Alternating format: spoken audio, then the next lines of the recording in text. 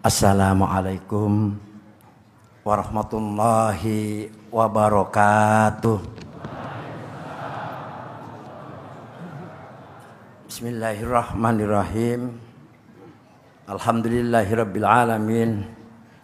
Assalatu wassalamu alal mursalin imamil muttaqi sayyidir gurril muhajjali wa ala alihi wa sahbihi wa man tabi'ahum ba'd. Al-Mukarramin, para tokoh masyarakat, para kiai, para asatid, bapak-bapak, ibu-ibu, para pinisepuh, khususnya Al-Mukarram Ahil Mahbub Kiai Dr. Subina, yang terhormat teman seperjuangan saya itu Bapak Jenderal Anton Tabah, hadirin hadirat yang dimuliakan oleh Allah.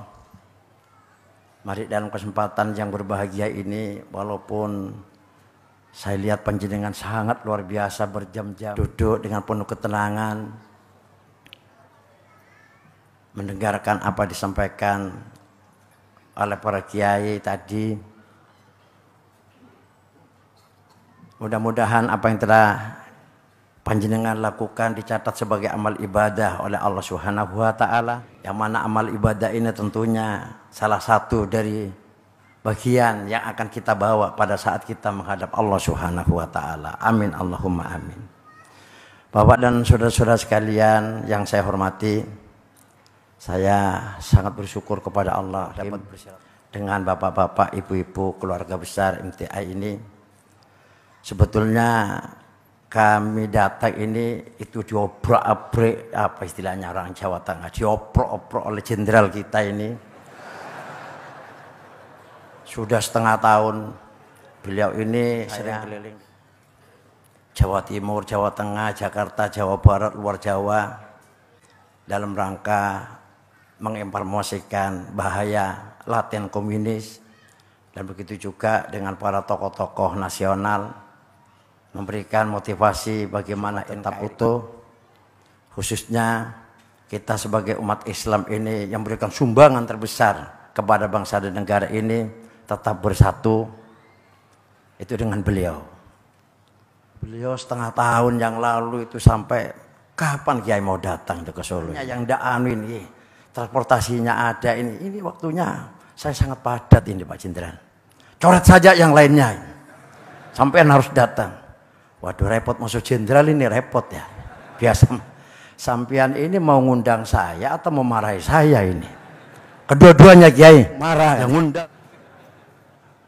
Yalah, karena itu memang satu hal yang harus saya lakukan, maka saya ya harus datang di tengah badan saudara-saudara sekalian. Cuman datangnya saya ini Kiai, wah teman-teman setelah SMS itu, karena saya salah satu pengurus Ikatan Alumni Santri Sukorejo yang dipimpin oleh dulu Ki As'ad, setelah itu Ki Fawaid, sekarang Ki Azaim, itu santrinya kan belasan ribu tuh di mancanegara. Saya SMS, wah ada apa sampean ini ke sana ini? Ono apa ya? Yang tahu lagi pengurus-pengurus baik dari organisasi yang ada ini.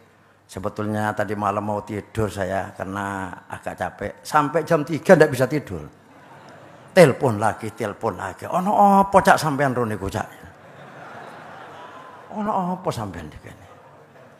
Pikiran saya iki kok kaya kiamat iki, apa sih iki?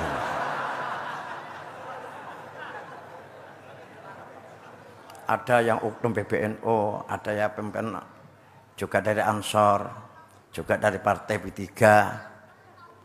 Wah, saya debat saya ini. Ngantuk hilang gara-gara debat terus ini. Ya aku lah, nanti gampang, saya ini mau tabayun dan lain sebagainya. Bagaimana sebetulnya MTA dan lain sebagainya. Karena apa? Allah telah memerintahkan setiap ada persoalan fatabayyanu, maka harus tabayun. Temono dhisik bener wedok apa lanang.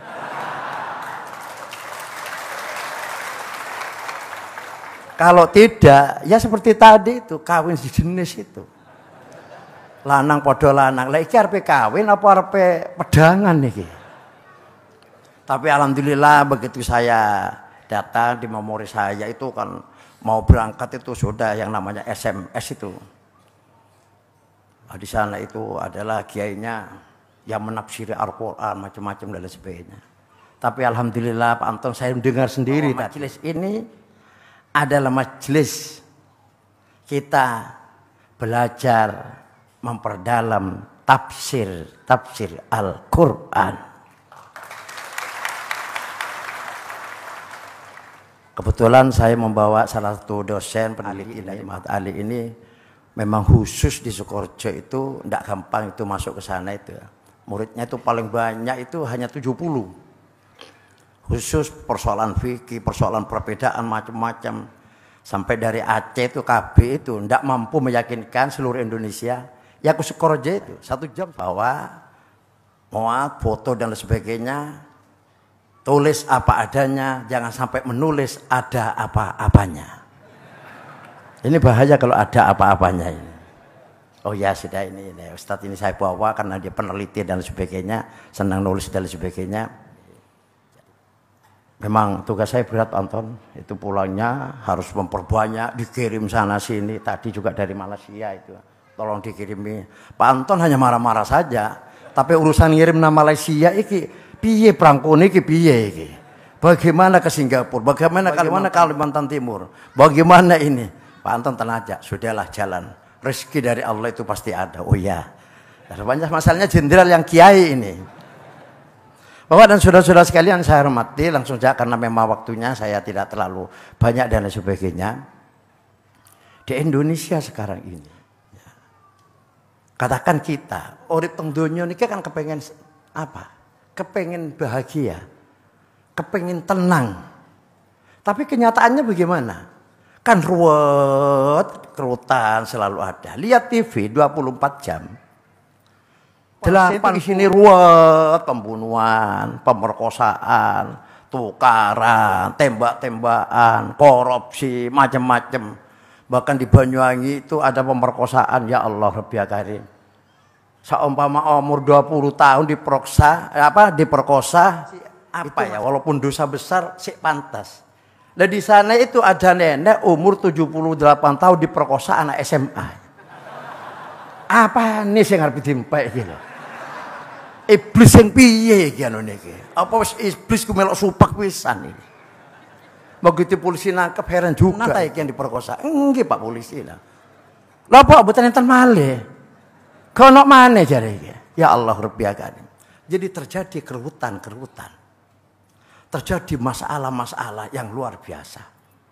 Islam mayoritas, baca Quran banyak dan sebagainya.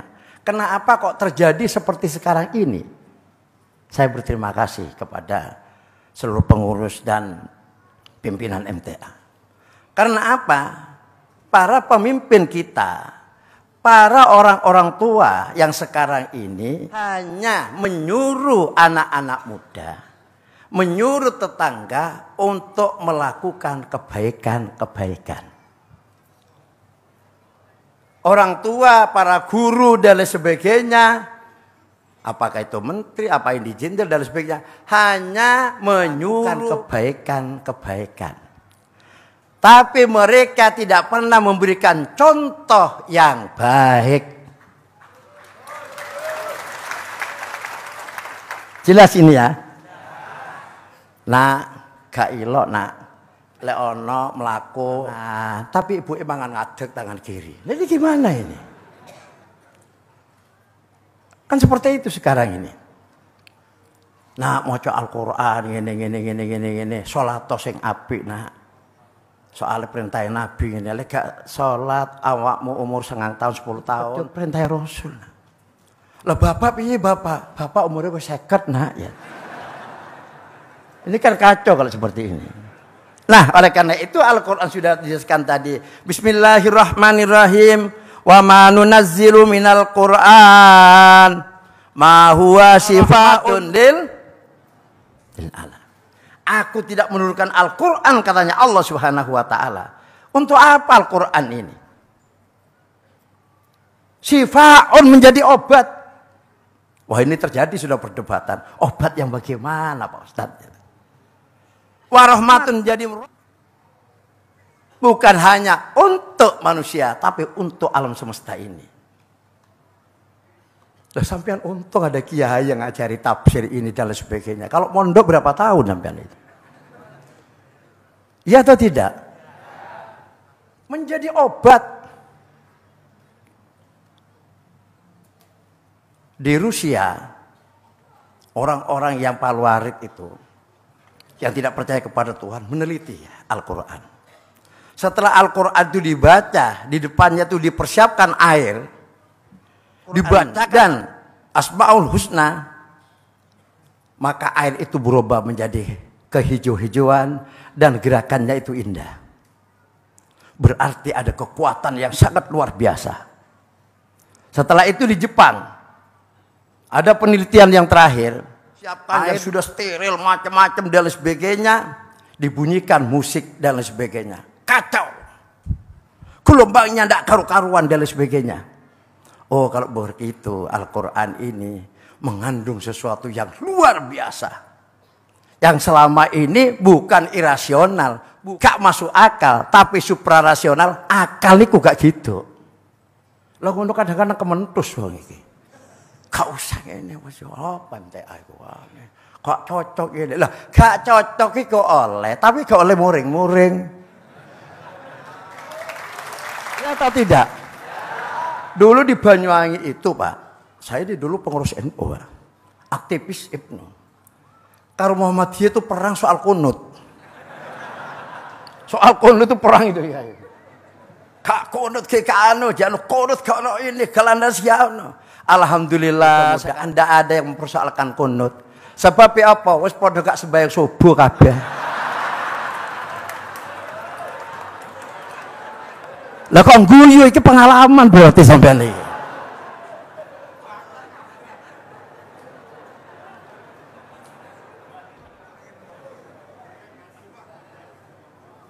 Memang perbedaan itu sudah mulai dulu. Sa'altu Rabbi salasa.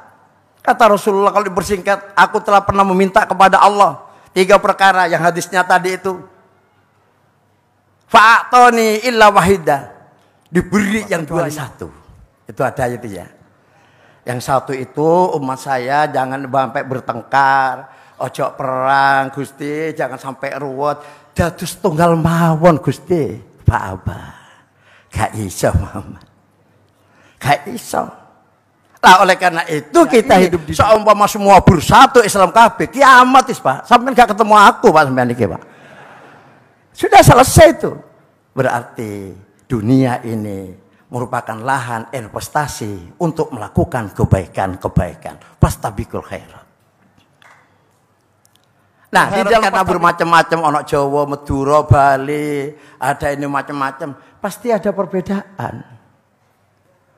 Nah, perbedaan itu bukan harus dikembangkan, tetapi mari kita selesaikan dengan baik. Saya tadi dengan ada omong sedikit, berapa putra Ustadz? 5 Pak Kiai, yang 4 lagi semua. Nah, padahal perbedaan yang membuat kita sendiri. Tapi kenapa kok tidak ruwet? Karena kita mampu meminit perbedaan itu menjadi persaudaraan. Jadi kalau Pak Ustadz putra berapa Ustadz? Putranya? Berapa? 4. 8. Yang laki berapa Ustadz? 6. Saya tanya. Ini langsung saja. Yang 6 itu putranya sampeyan langsung kok namanya? Ayo. Namanya kok beda, satu ini ada Muhammad, yang satu ini macam-macam dan sebagainya. Ada yang satu karena kemis pon jenenge ae Poniman. Ana Selasa Wage, langsung saja Wagimen ben gak ruwet. Tapi kenapa anak kita kok ndak protes? Pak, jenengku kok gak padha bi adikku, Pak. Kok apen adikku, Pak? Kan ndak pernah itu. Berbeda, tetapi mereka bahagia saling menghormati karena bapak dan ibu kita ini mampu meminit perbedaan itu menjadi sesuatu yang indah. Nah ini sebetulnya tugas kita. Nah sekarang kalau ada perbedaan ini macam-macam dan sebagainya, ya mari jangan cari perbedaannya, cari persamaannya. Perbedaan itu kita minimalkan. Terlalu lama kita ini berbicara perbedaan. Islam itu Pak Jenderal Anton bukan melarang orang bodoh, boleh bodoh di Islam, tapi jangan suwi-suwi. Iki kesuwen iki. Wah ini Al-Quran ini kan tidak boleh ini. Wah ini begini dan sebagainya. Katanya itu, katanya sebuah. Ini kalau hadis mau an itu, an sampai gak ketemu pucuin nanti. Yang paling baik yaitu mari di dalam perbedaan ini kita bersama-sama untuk menuju satu tujuan. Baldatun thayyibatun warabun ghafur, dengan iman yang penuh ridha dari Allah. Tapi yang prinsip ibu-ibu sekalian, kita tidak boleh bersama-sama untuk berbeda. Bersama-sama untuk berbeda. Makanya partai politik kan seperti itu. Saat partai ruwet tukaran. Oh, itu gak sah itu. Yang kata oh, yang sah itu. Ada lagi sekarang, ruwet lagi. Nah ini ganti saja partai ini. Bukan partai ini tapi partai ruwet murakabun. Nah oleh karena itu mari dengan adanya Al-Quran tadi itu yang syifaun wa rahmatun.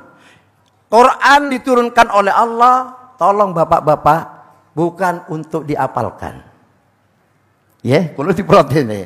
Soalnya ini bersambung. Quran diturunkan bukan untuk dihafalkan. Tetapi Al-Quran diturunkan untuk dibaca, dihayati, amalkan. Persoalan hafal itu bonus dari Allah. Mari kita jaga bersama, kita kembangkan dan lain sebagainya. Tiwa, bismillahirrahmanirrahim, menentang karo karpe. Sama hanya dengan khutbah Jumat. Kalau khutbah Jumat itu jangan sampai memakai bahasa-bahasa sehingga pati ngerti tentang desa niku. Di era reformasi ini para jamaah yang dimulakan oleh Allah terjadi stagnasi. Padahal sing ngrungokno iku betul ki mandula gak ngerti kok apa karepe. Makailah bahasa yang sederhana sebagaimana Rasulullah kepada sahabatnya yang ngerti karepe bagaimana solusi dan lain sebagainya. Al-Qur'an mengajarkan seperti itu. Sampai yang hadir ini kiai kita ini tadi itu bukan hanya diberikan ilmu, tapi sampai harus katanya harus balighu anni walau ayatan. Begitu pulang sampaikan kepada tetangga, sampaikan kepada teman dan lain-lain sebagainya. Jangan pernah berputus asa, karena putus asa itu bukan karakternya. Sudah sampaikan, diterima saiki gak terima sesuk, gak ino ambil maneh. Oh, wong iki ngene, watake gak macam-macam. Ya bagaimana? Ya maca doa, aji-aji Semar Mendem apa Semar Mesem kan gitu ya. Ya, jadi tidak begitu gak. Oleh karena itu saudara-saudara sekalian yang saya hormati, menghadapi persoalan ini, mari dengan tuntunan Al-Quran jangan pernah kita ini berputus asa. Ada sebuah kisah Bapak dan saudara-saudara sekalian, ada sebuah kisah bahwa ada anak muda yang kerjaannya itu mecahi watu. Mecahi watu untuk dijual untuk apa namanya? Batu bedhe niku, Pak. Wis ditumbuk sampai 30 kali, sampai 40 kali gak pecah-pecah. Ada menang kesel, waduh watu apa iki? Lah Hajar Aswad gak kira ngene iki. Mungkin watu-watu nek Medine iki. Sudah capek, tahu-tahu datang orang apa le? Assalamualaikum, waalaikumsalam. Pakde, niki kula niki mecahi watu niki boten sampai ping sekawan dosa boten pecah-pecah. Cepat sih sampai akan nih. Ndi palune? Sudah begitu sak langsung dar 3 kali pecah. Wah. Pakde, gak ada ilmu napa sampean Pakde? Kok sampai ngetan niku lah. Kula sekape 40 kali ndak pecah-pecah sampai ping 3 niki pecah sampai ngetan gak puter karuan remek. Ngene le, kowe iki gak sabar. Waktu mbok tunggu wis renget kabeh le. Wis renget kabeh. Tak delok iki, tak sepak wis pecah kabeh le. Aile dal 3 kali pukulan sudah pecah semua. Awakmu gak sabar. Sabarlah. Sithik seperti Pak Anton. Oh, Pak Kiai. Kenapa? Wah, Kapolri tak SMS. Jenderal pimpinannya di MS kari keren ya. Jilbab itu perintah Allah. Kalau sampai melawan perintah Allah, maka adab akan datang dari Allah. Kan medeni. Lah iku anak buah, anak jenderal wani. Oh, ndak aneh nih Pak Kiai, kalau Kapolri saja ini. Kapolri di SMS pisan. Ndak pernah mengenal putus asa, terus kirim surat, terus ini dan sebagainya.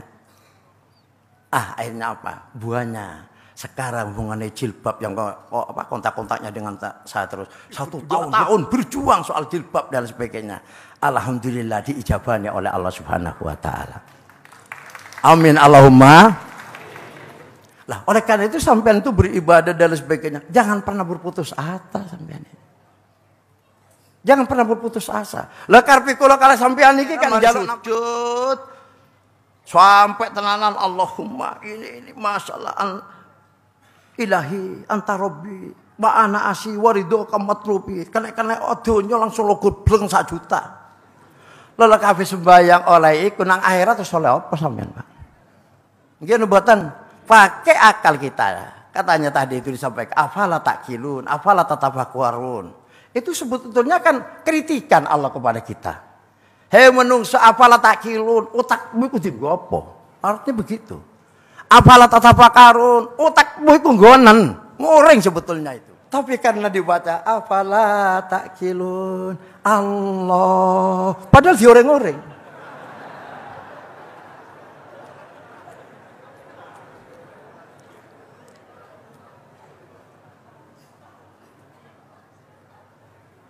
Nah, bagaimana? Ya kita harus sabar. Allah tidak akan pernah memberikan apa yang kita inginkan. Jelas ini ya. Allah tidak akan pernah memberikan apa yang kita inginkan. Tapi Allah akan memenuhi yang kita butuhkan. Lah karena sampean kabeh kan kependuwe sedan kabeh. Pak Kiai, saya itu loh ingin itu loh, saudara tangga saya punya Alphard, saya hanya punya Alphard TH Kiai. Lala sampai nakin 2 Alphard kabeh, gak kira tak korene. Repot minggu mau ngelencer macam-macam, besan tak macam-macam. Allah sudah tahu apa yang menjadi kebutuhan kita. Tetapi Alphard, emas dan sebagainya itu adalah kemauan, keinginan, nafsu kita. Sampai saya itu kadang-kadang dikritisi bahwa Rasulullah itu kalau makan itu sedikit, tidak pernah kenyang.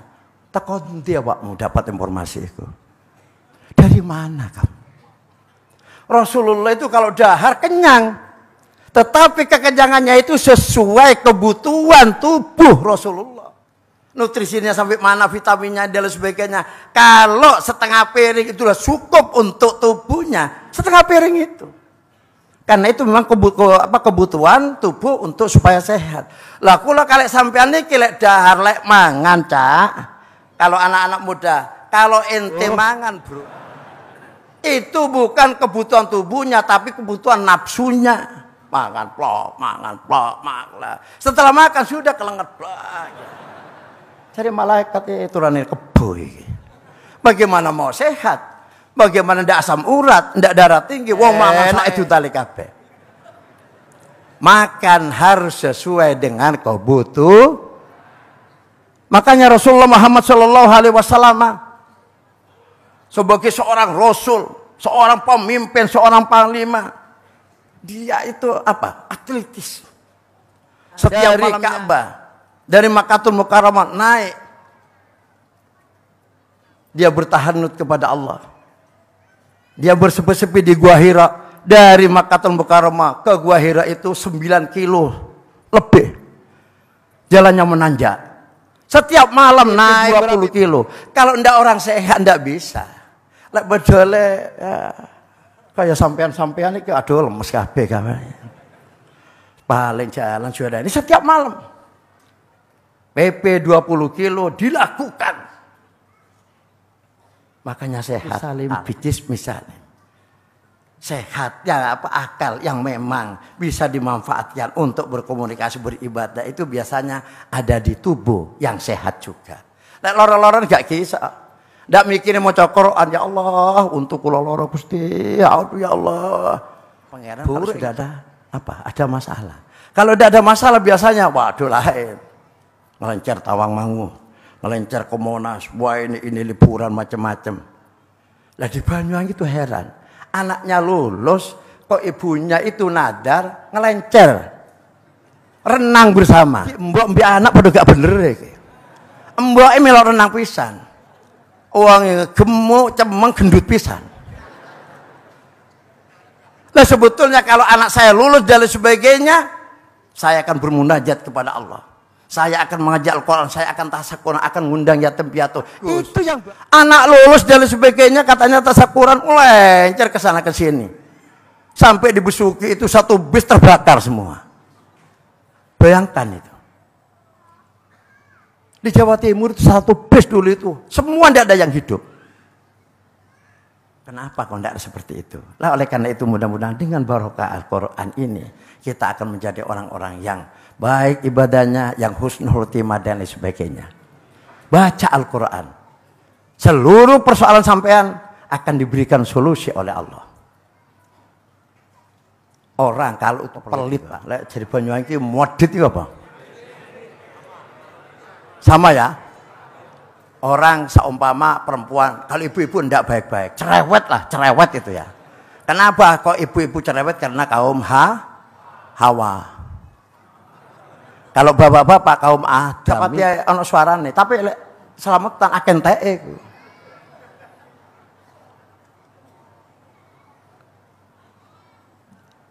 Kalau orang pelit, kalau orang begitu qulub, hatinya atos, cerewet, ndak bisa Pak, dibawa ke dokter spesialis apa nih harus dioperasi. Wah ini Pak dokter, ini orangnya pelit setengah mati Pak dokter. Karena bodrek, gak bisa tambah melit. Tapi baca Al-Quran, hayati Al-Quran, akan ada hidayah dari Allah Subhanahu wa Ta'ala. Dan di sana akan ada peringatan-peringatan karena 30% dari Al-Quran itu ada cerita yang disampaikan oleh Allah supaya manusia ini memahami. Lek gak gelem nganggo iki, ra gelem nganggo cerita. Les padha gak gelem wis keliwat menungsa iki. Al-Quran kan terdiri dari 113 surat, 6.666 ayat. Itu isinya kan kita jadi orang baik. Wes diingat 6.666 kali, saya gak bener. Ya dimak-mak itu malaikat ini. Lah di sini sampean diajari untuk seperti itu. Bagaimana obatnya itu? Quran. Baca. Hayati Al-Quran, amalkan Al-Quran. Seluruh kerutan-kerutannya pasti ada solusinya.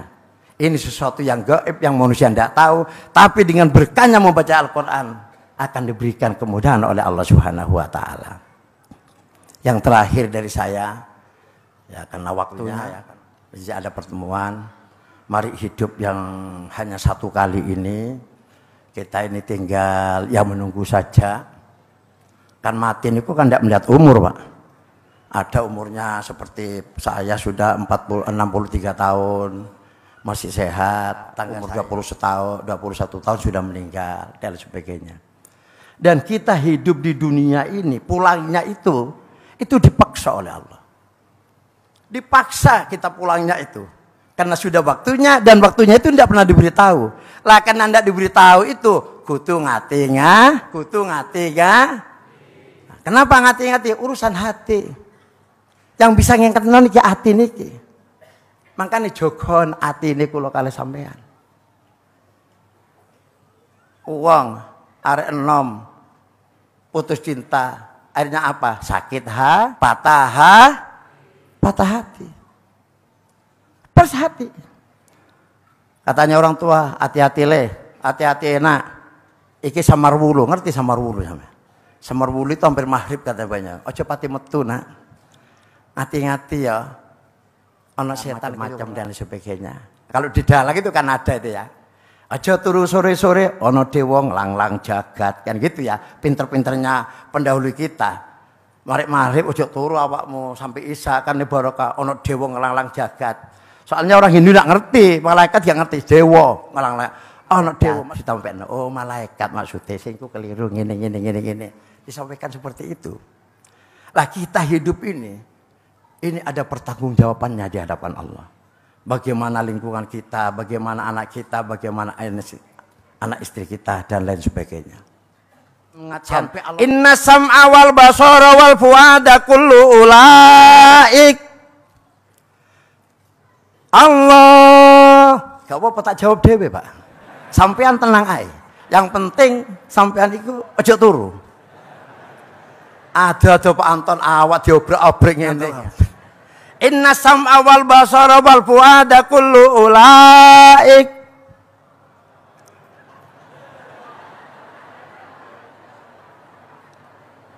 Inna sam'a wal basara wal fuada kullu ulaik. Kullu ulaika kana anhu mas'ula.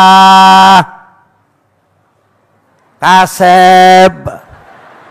Lega dia mau kasma. Bahwa sesungguhnya seluruh jasad kita, telinga, mata, dan dari kuku sampai ada pertanyaan-pertanyaan dari Allah Subhanahu wa Ta'ala.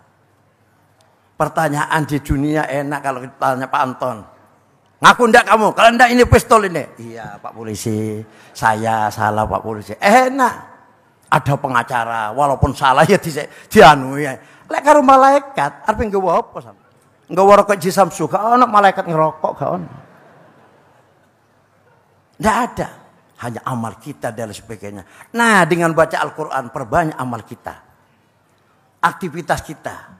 Kembangkan seluruh apa yang telah diberikan oleh Allah ini kita wakafkan untuk bangsa dan negara. Insya Allah barokah. Oleh karena itu terakhir saya hanya bisa berdoa kepada kiai kita, mudah-mudahan dipanjangkan umur oleh Allah Subhanahu wa Ta'ala. Kalau kalian sampean rezekinya yang agak seret dan sebagainya diberikan rezeki yang banyak oleh Allah Subhanahu wa Ta'ala. Yang sakit ya Allah sembuhkanlah kesakitannya itu ya Allah. Yang supek dadanya Gusti ya Allah Gusti jembarakan dada dan sebagainya. Kalau kita semuanya mati ya Allah matikan dalam keadaan husnul khotimah. Akhirnya wallahul muwaffiq ila aqwamit thoriq. Wassalamualaikum warahmatullahi taala wabarakatuh.